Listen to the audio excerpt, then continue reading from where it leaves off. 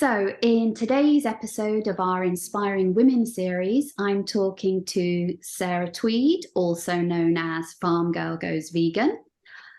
Sarah is a vegan educator, a content creator, and a speaker. So, thank you so much for taking the time to talk to me today, Sarah. No problem at all. Thank you so much for having me. Of course.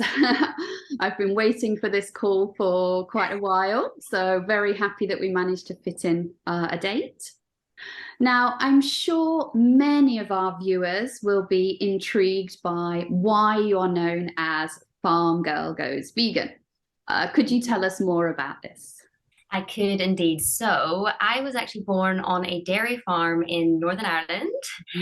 And about 6 years ago, I went out to a New Year's Eve party, got a little bit probably too drunk, and was hungover the next day. And for some reason, I decided to subject myself to watching a documentary.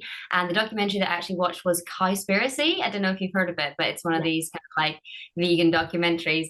And I was sort of like, oh no, this is a little bit awkward. Like a lot of the statistics and stuff that were in that documentary, I'd never even heard of them before. Like I wasn't aware of the links between animal agriculture and the environment and climate change.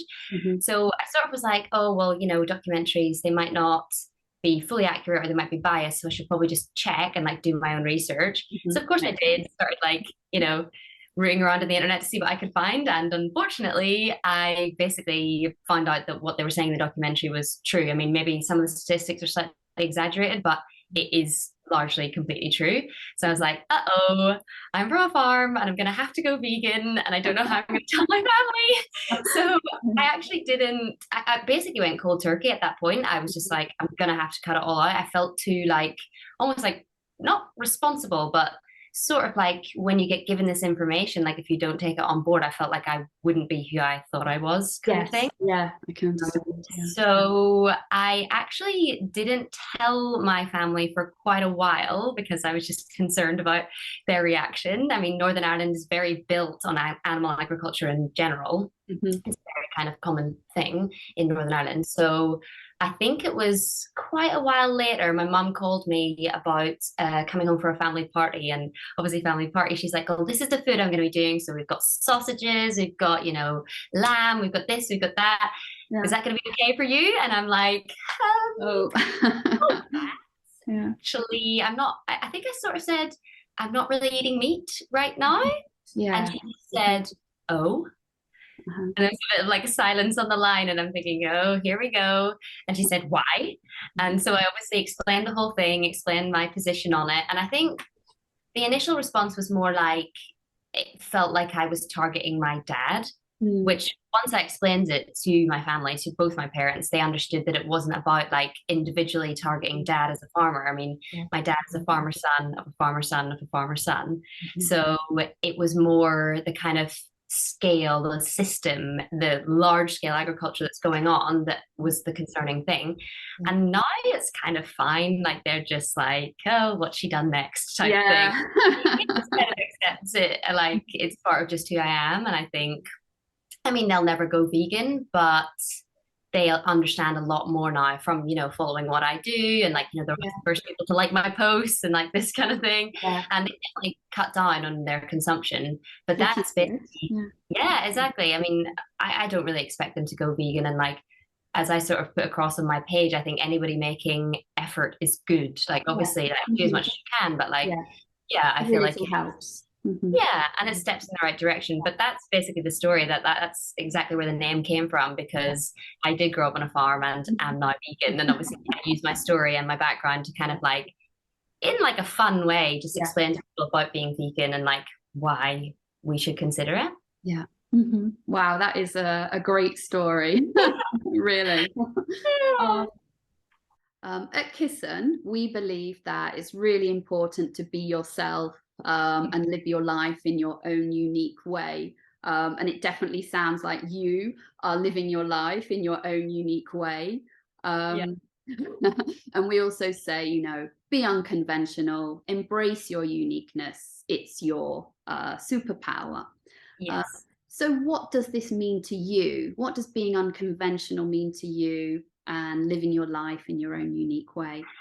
Yeah, I mean, I feel like I've really leaned into it in the last couple of years. I think the word that always springs to mind for me is authenticity, Hmm. like trying to get to who you actually are as a person and trying to sort of block out the noise that like society tells you or like the media tells you and all these kind of things, like even social media sometimes, we get into the space of like comparing what others have and like that just leads to unhappiness. So I think what I've figured out probably in the last 2 to 3 years is just lean into who I actually think I am and not really care so much about what anybody else thinks, which is why I'm doing these videos. Like a lot of people say to me, are you not like embarrassed like to do these kind of videos? And I'm like, to be honest, I'm really not. Like They look fun to me anyway. yeah, Yeah, and I find it fun and like yeah, I like just kind of like I mean my hair is probably the one thing that I actually get trolled on the internet about the most and like it changes so much.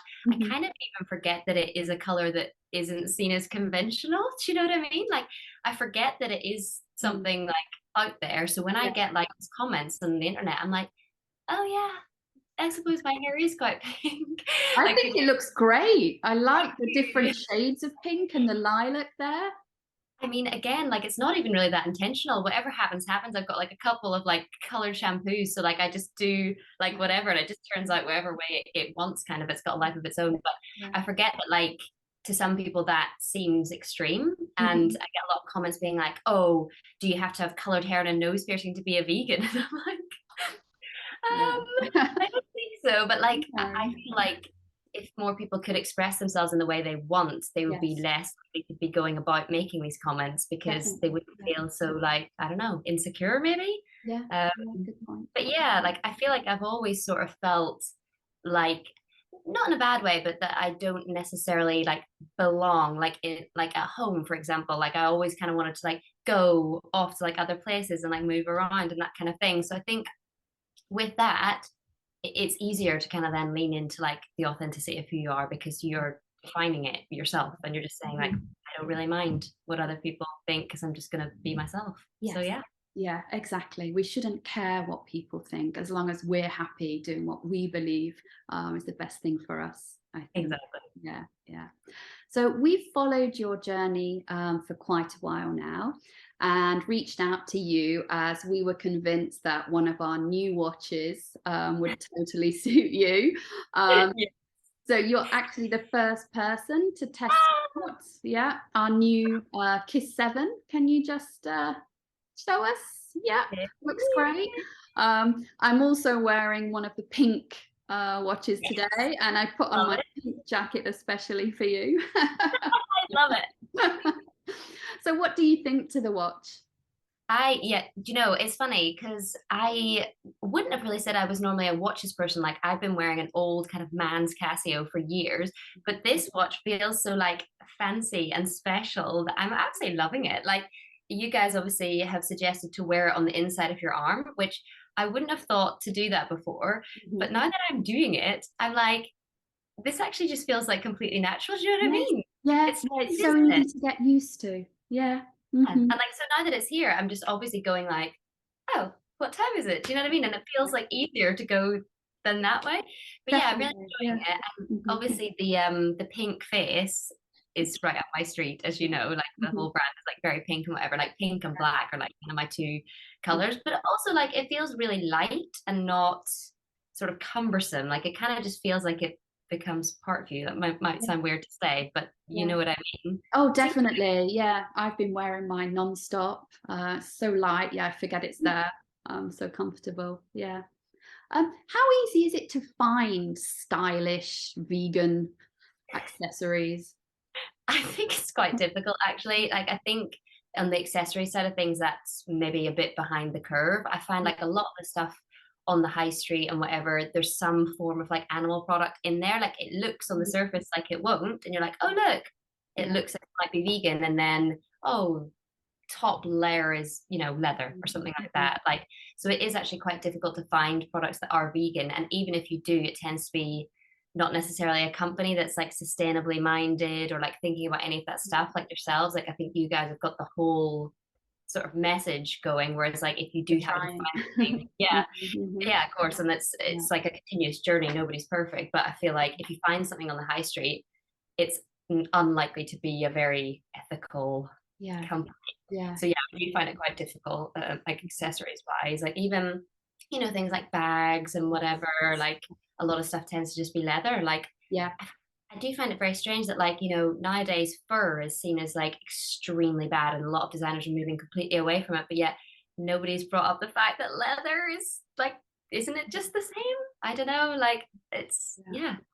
And I think the leather alternatives from the Mm. smaller brands can be fantastic. You've got the pineapple leather, the cactus Yes. leather, but the Apple is. prices can be quite high, I And this find. is the problem, yeah. I think it's like when we're like moving towards these kind of options, smaller brands like yourselves and stuff obviously don't have like the economies of scale. Similarly to like meat alternatives, like they are just that bit more expensive. But like I think you guys are coming in at like a really good price point that is affordable for people because you can't just really afford to like blow all your money on pineapple leather or whatever. No, no, definitely not.